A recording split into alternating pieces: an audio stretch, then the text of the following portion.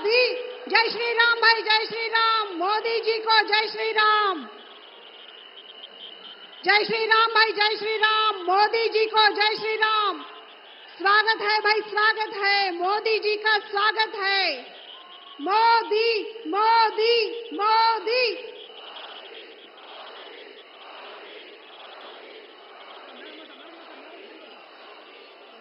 आजु सफल तपु तीरथ त्यागू, आजु सफल जप योग बिरागू। सफल सकल शुभ साधन साजू, राम तुम ही अवलंबोत आजू।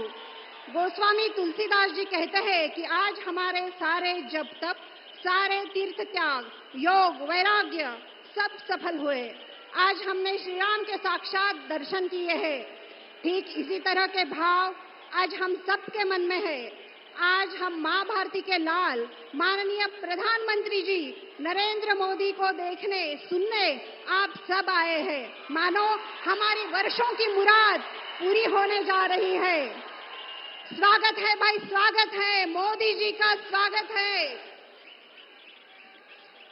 परभणी लोकसभा निर्वाचन क्षेत्र महायुति के प्रत्याशी श्री महादेव जी जानकर माननीय प्रधानमंत्री जी का स्वागत करेंगे और पालक मंत्री माननीय नामदार श्री संजय जी बंसोड़े, इनको विनती करती हूँ कि किसानों की, वारकरों की, सांप्रदाय की पारंपरिक उपकरण देके मोदी जी का स्वागत ये करें। स्वागत है भाई, स्वागत है। मोदी जी का स्वागत है। माननीय प्रधानमंत्री जी का स्वागत।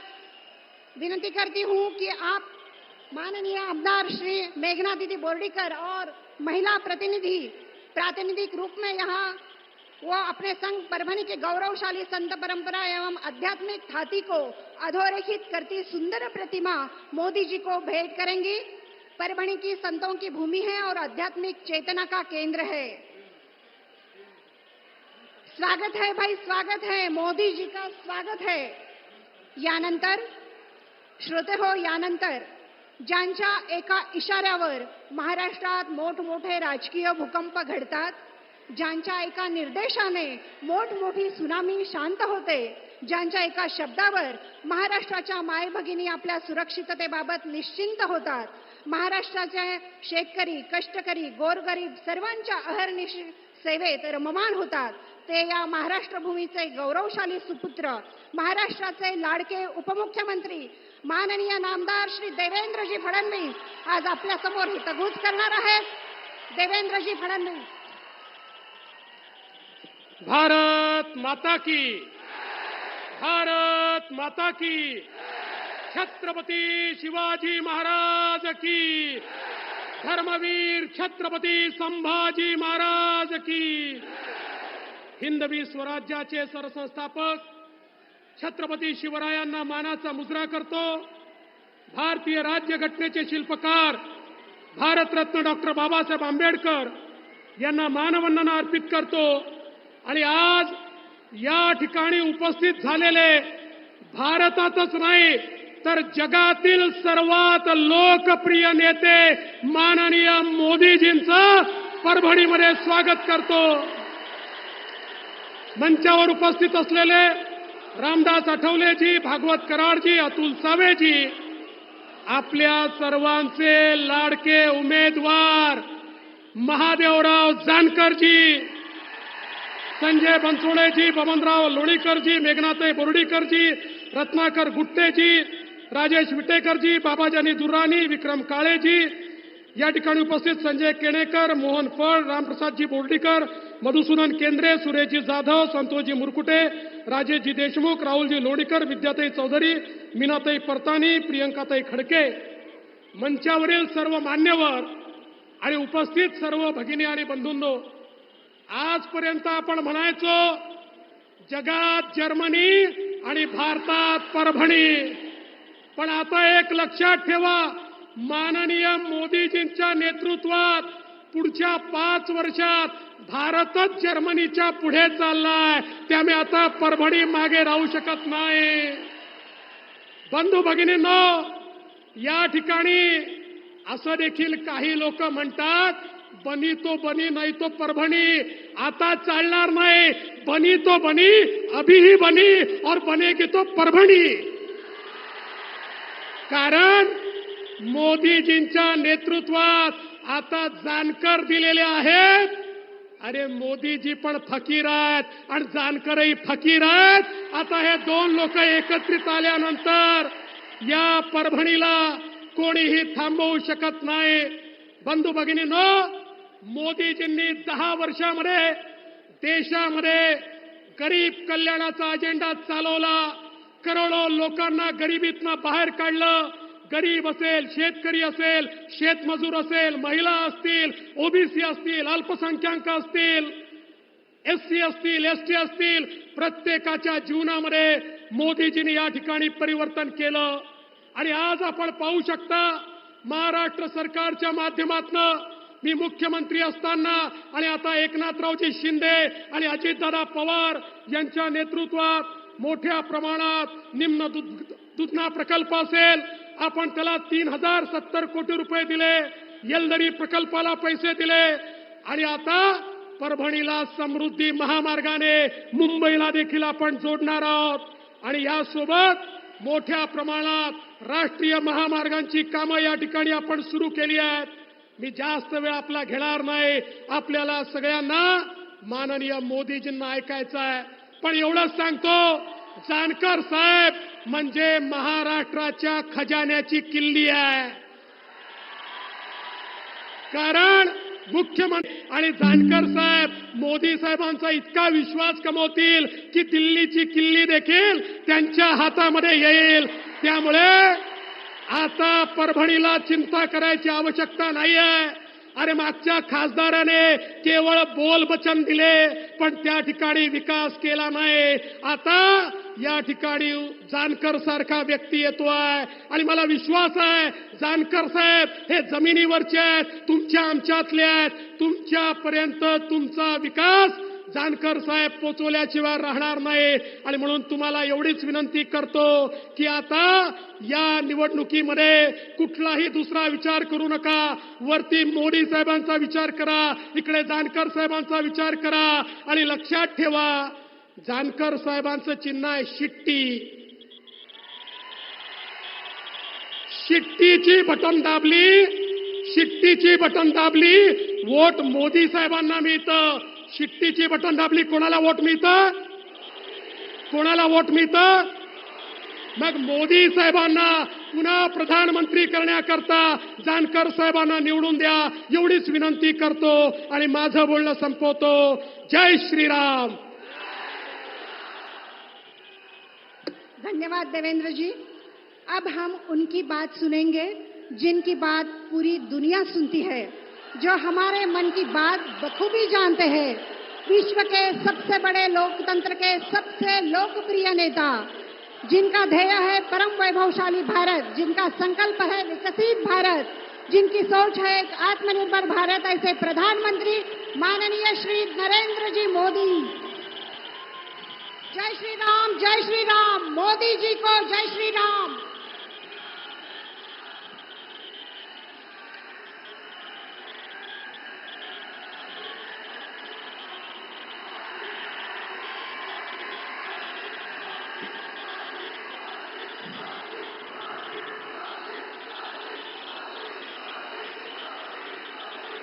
भारत माता की,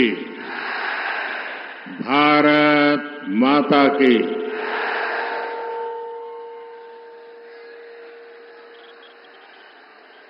परभणीकरांना माझा राम राम.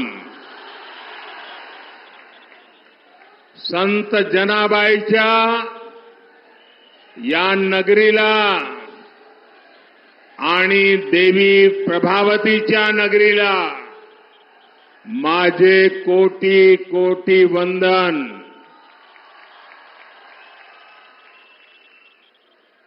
परभणी की धरती से मैं छत्रपति शिवाजी महाराज, बाबा साहब आंबेडकर, राजर्षि साहू जी महाराज के चरणों में प्रणाम करता हूं. इस धरती पर साईं बाबा जैसे अनेक संतों के चरण पड़े. इसलिए परभणी का आशीर्वाद ईश्वरीय आशीर्वाद से कम नहीं है। कल पहले चरण के मतदान के उत्साहजनक रुझानों के बाद अब परभणी का ये प्रेम बता रहा है, इतनी विशाल जनसंख्या और इतनी बड़ी तादाद में माताएं बहनें, और मैं देख रहा हूं ये हमारा पंडाल छोटा पड़ गया, पीछे बहुत लोग इस कड़ी धूप में तप रहे हैं।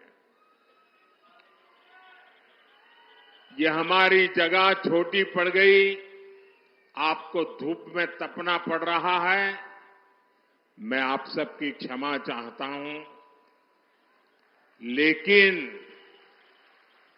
जो धूप में तप रहे हैं उनको मैं विश्वास दिलाता हूं कि आपकी ये तपस्या मैं बेकार नहीं जाने दूंगा। आपके इस प्रेम को, आपके इस आशीर्वाद को मैं विकास करके लौटाऊंगा।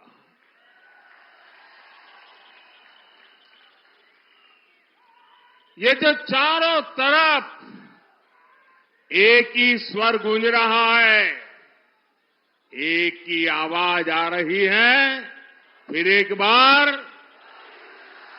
फिर एक बार, फिर एक बार। साथियों, 2024 का ये चुनाव केवल सरकार बनाने के लिए नहीं हो रहा।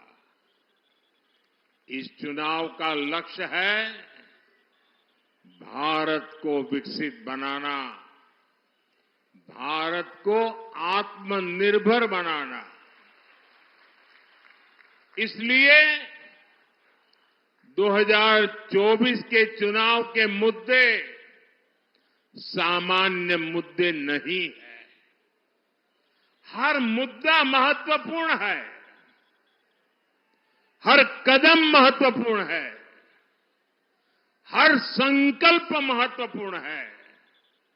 और इसलिए ये पहला चुनाव है जिसमें भारत को दुनिया की तीसरी सबसे बड़ी अर्थव्यवस्था बनाने के लिए ये चुनाव है। ये चुनाव है जिसमें हमने पिछले टर्म में चंद्रयान की सफलता को देखा है।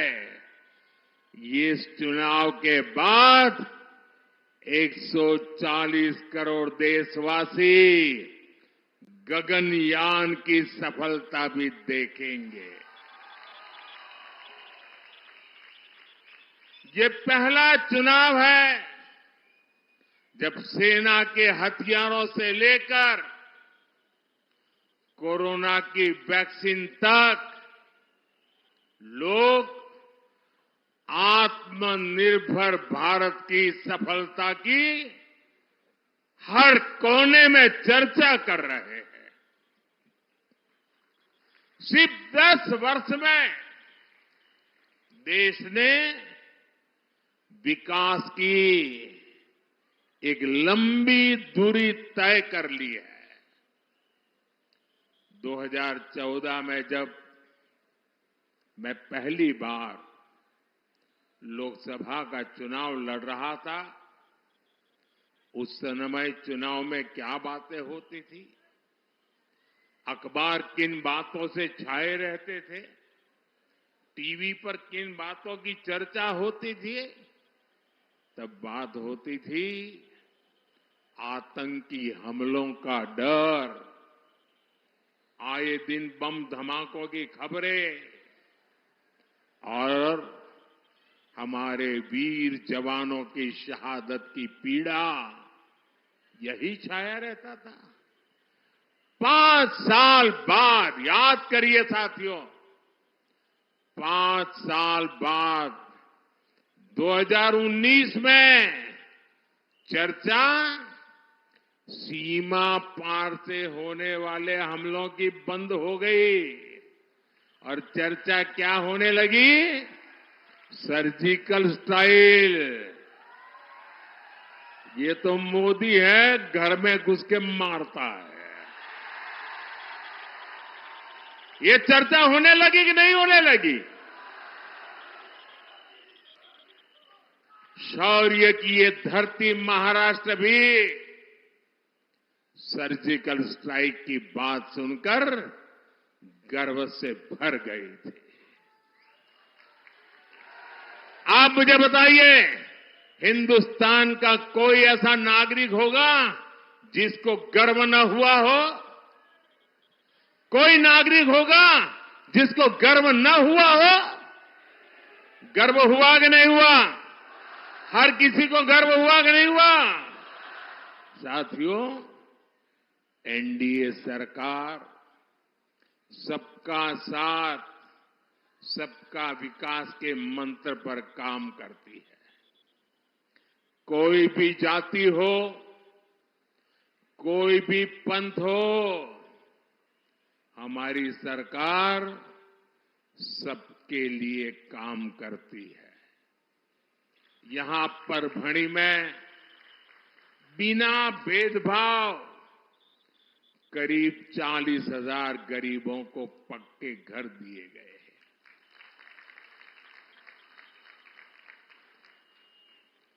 और मैं आपको एक काम बताता हूं, करोगे? पक्का करोगे? देखिए, ये जो जिनको घर मिले है कौन? या तो ओबीसी समाज के लोग हैं, या तो दलित समाज के लोग हैं, या तो आदिवासी समाज के लोग हैं। यही लोग थे, वो वंचित रह गए थे। और मैंने इतना सारा किया है, लेकिन अभी जब आप लोगों के घर जाएंगे, गांव में जाएंगे, और कहीं कोई इक्का दुक्का जिसको अभी घर मिलना बाकी हो, कोई इक्का दुक्का जिसको गैस का कनेक्शन मिलना बाकी हो, नल से जल मिलना बाकी हो, तो मेरी तरफ से उनको बता देना कि मोदी की गारंटी है, तीसरे टर्म में आपका काम भी हो जाएगा। ये बताओगे? मेरी तरफ से गारंटी दोगे? आप ही मेरी गारंटी हो, करोगे ना? मेरे लिए तो आप ही मोदी हो, तो घर घर जाके बताओगे ना?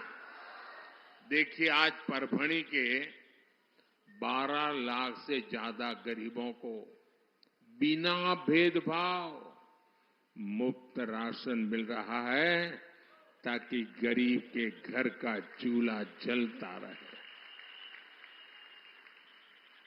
बच्चे भूखे पेट सो न जाएं, मां की आंख से आंसू न बहे। इसलिए मोदी 12 लाख परिवारों को यहीं पर मुफ्त राशन दे रहा है, आने वाले 5 साल भी देता रहेगा। आज परभणी में 17 जन औषधि केंद्रों में बिना भेदभाव सभी को 80% डिस्काउंट, 80% छूट पर दवा मिल रही है। यहां बिना भेदभाव 1.25 लाख से ज्यादा महिलाओं को उज्ज्वला गैस कनेक्शन दिया गया है। परभणी में आज 75% से ज्यादा घरों में नल से जल आने लगा है।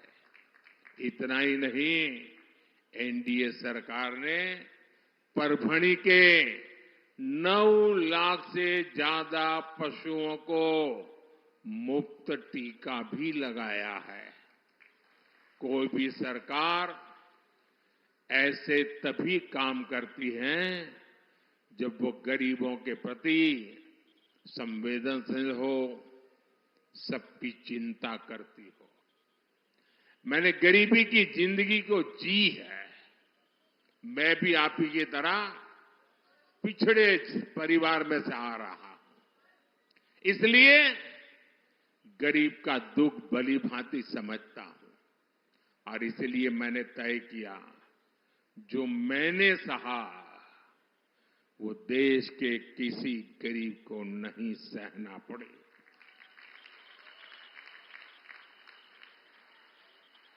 और इसीलिए दिन रात मेहनत कर रहा हूं। भाई और बहनों, मराठावाड़ का ये पूरा क्षेत्र खेती किसानी वाला है।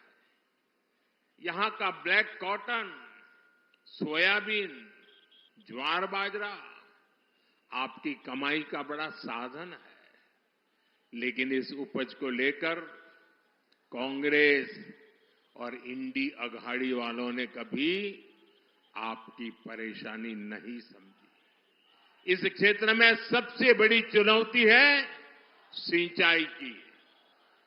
एनडीए की पिछली सरकार में जहां जलयुक्त शिवार योजना शुरू हुई थी, मराठवाड़ वोटर ग्रिड योजना शुरू हुई थी, लेकिन इंडी अघाड़ी वालों को आपसे इतनी दुश्मनी है कि इन दोनों योजनाओं को रोक दिया। अब भाई एकनाथ शिंदे जी, देवेंद्र फडणवीस जी और अजित पवार जी की टीम इस क्षेत्र में सिंचाई परियोजनाओं को तेजी से पूरा करवा रही है।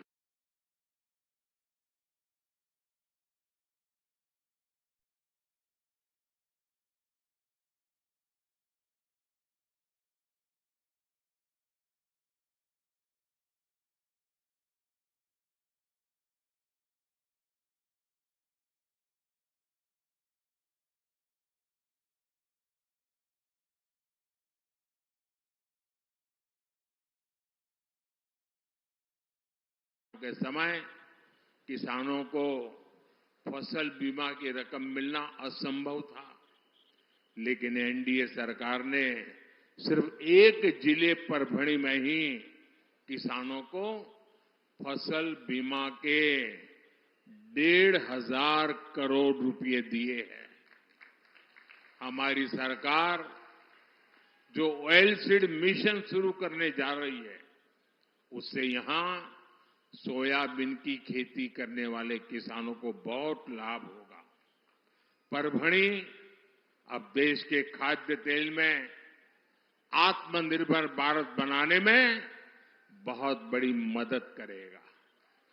परभणी के लाखों किसानों को भाजपा सरकार ने पीएम किसान सम्मान निधि के 850 करोड़ रुपए भी दिए हैं, और जो राज्य सरकार दे रही है वो अलग। अमरावती में बनने वाले टेक्सटाइल पार्क का भी यहां के कॉटन उत्पादक किसानों को बहुत फायदा होगा। साथियों, मोटे अनाज श्री अन्न को पौष्टिक तत्वों को ध्यान में रखकर हमारी सरकार बड़े पैमाने पर श्री अन्न को बढ़ावा दे रही है। सुपर फूड है, हम दुनिया में पहुंचा रहे हैं। आपके यहां का ज्वार बाजरा केवल महाराष्ट्र और देश को ही नहीं, बल्कि पूरी दुनिया को पौष्टिक लाभ देगा। साथियों, मोदी के लिए आपके सपने ही मेरे संकल्प है। इसलिए हम समस्याओं के समाधान के लिए ठोस काम करते हैं, ठोस काम में भरोसा करते हैं और ठोस काम को पूरा करने के लिए मेहनत करते हैं। हमारा मराठावाड़ खुद इसका सबसे बड़ा उदाहरण है। हमने क्षेत्र के लिए आधुनिक इंफ्रास्ट्रक्चर पर फोकस किया।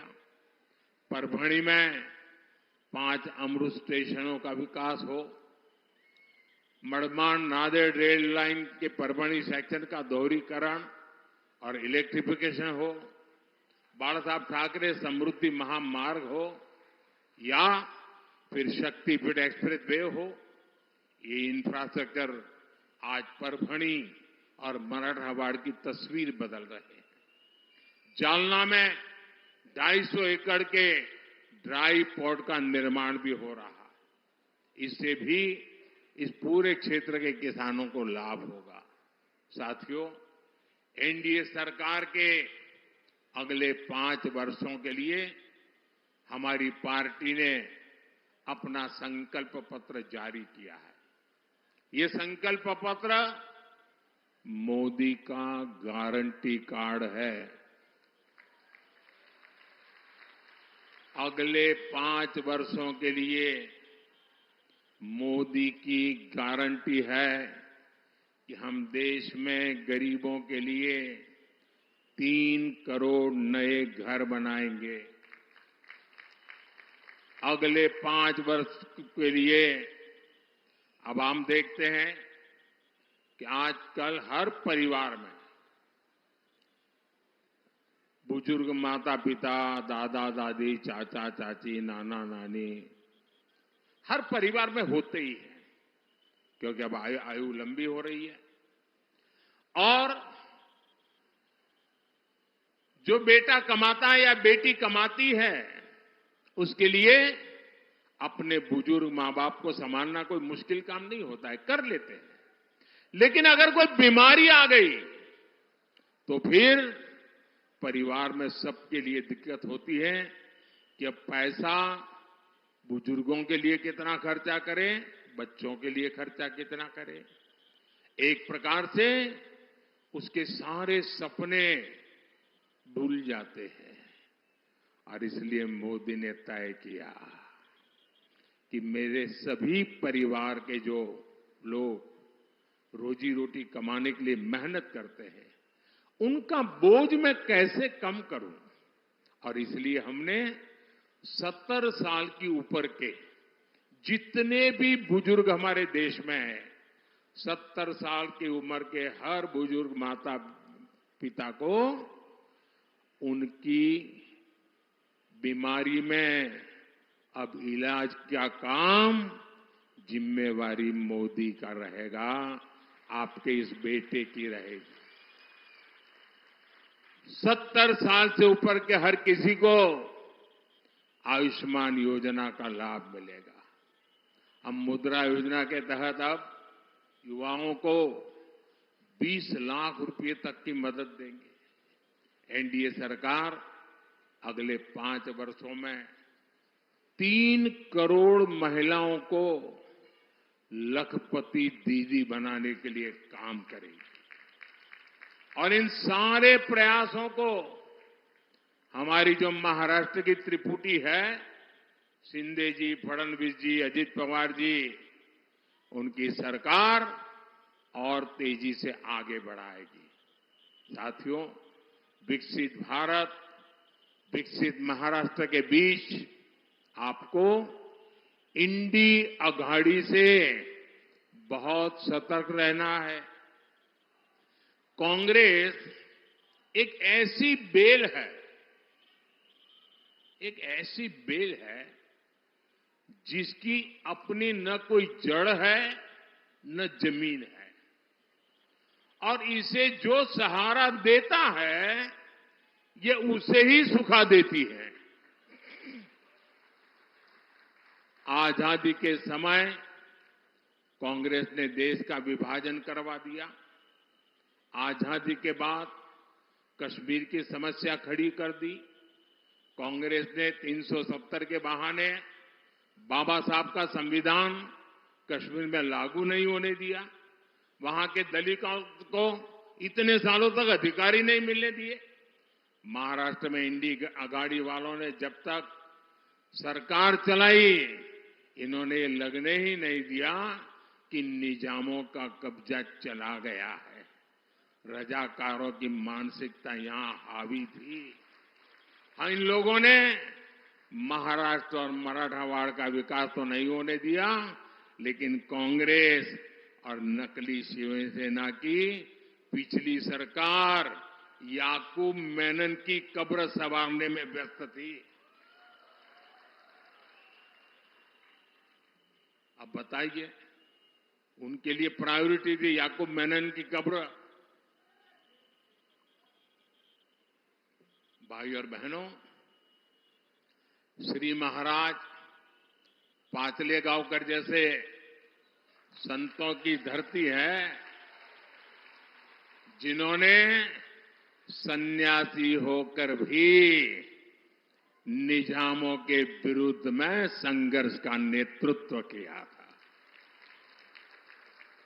परभणी हमारे बाला साहब ठाकरे से प्रेरणा लेने वाली धरती है। मैं आपसे पूछना चाहता हूं,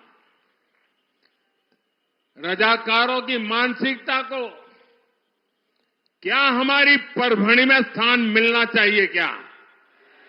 मिलना चाहिए क्या? पालघर के साधुओं की हत्या का मजाक उड़ाने वालों को महाराष्ट्र में कोई ठिकाना मिलना चाहिए क्या? साथियों, कांग्रेस और उसके दोस्तों को भारत की हर विरासत से चीड़ है। कांग्रेसी सरकारें तो आजादी के बाद भी सेनाओं में अंग्रेजी निशानों को ढो रही थी। हमारी नौसेना के झंडे पर अब तक अंग्रेजों का प्रतीक चिन्ह था, हमने उसे हटाया। इतना ही नहीं, हमने नौसेना के झंडे पर छत्रपति शिवाजी महाराज का निशान लगाकर नेवी को नई पहचान दी है।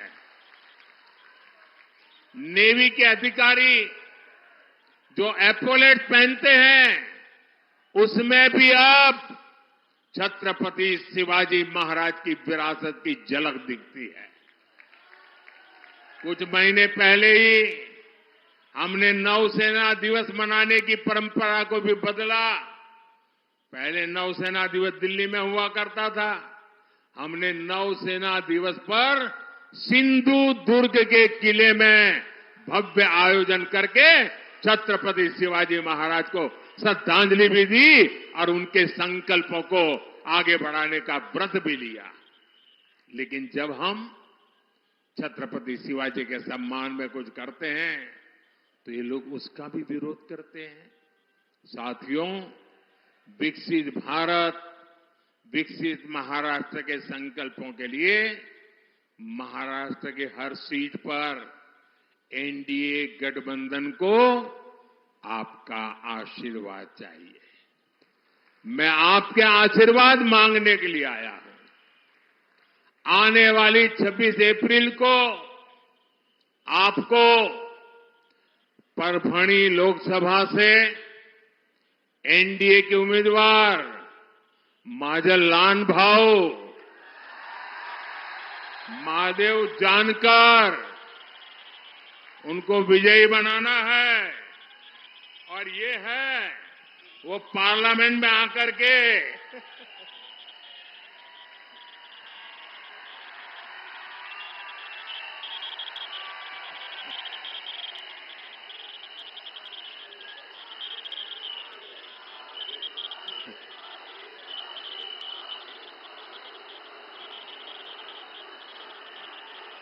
लेकिन इसके लिए आपको मेरा एक काम करना पड़ेगा। ये माजल लानभाऊ विजयी होकर के आए, इसके लिए आपको एक काम करना होगा। करेंगे? एक तो घर घर जाना है, जाएंगे? ज्यादा से ज्यादा मतदान कराएंगे, कितनी ही गर्मी क्यों न हो, ज्यादा मतदान कराएंगे। पहले मतदान फिर जलपान, ये पक्का करेंगे। सुबह सुबह मतदान कराएंगे। दूसरा काम, हमें पोलिंग बूथ जीतना है। हर पोलिंग बूथ जीतेंगे, हर पोलिंग बूथ जीतेंगे। हर पोलिंग बूथ को जीतने के लिए अगड़े हो पिछड़े सबके दिल जीतने होते हैं। जीतोगे? पक्का जीतोगे? अच्छा, मेरा एक और काम करोगे? ये मेरा काम है, करोगे? मोदी का काम है, महादेव का नहीं है। करोगे? पक्का करोगे? अच्छा, घर घर जाना और बताना कि अपने मोदी भाई परभणी आए थे और उन्होंने आपको प्रणाम भेजा है। मेरा प्रणाम पहुंचा देंगे, हर परिवार में मेरा प्रणाम पहुंचा देंगे। जब हर बुजुर्ग के पास मेरा प्रणाम पहुंचेगा ना, तो हर माता, बहन, बुजुर्ग मुझे आशीर्वाद देंगे और उनके आशीर्वाद ही मेरी ऊर्जा है। उनके आशीर्वाद मुझे देश के लिए दिन रात दौड़ने की ताकत देते हैं और इसलिए ये मेरा पर्सनल काम है। करेंगे ना? जरा हाथ ऊपर करके बताइए, करेंगे ना? मेरे प्रणाम पहुंचाएंगे ना? बहुत बहुत धन्यवाद। मेरे साथ बोलिए, भारत माता की, भारत माता की, भारत माता की। बहुत बहुत धन्यवाद।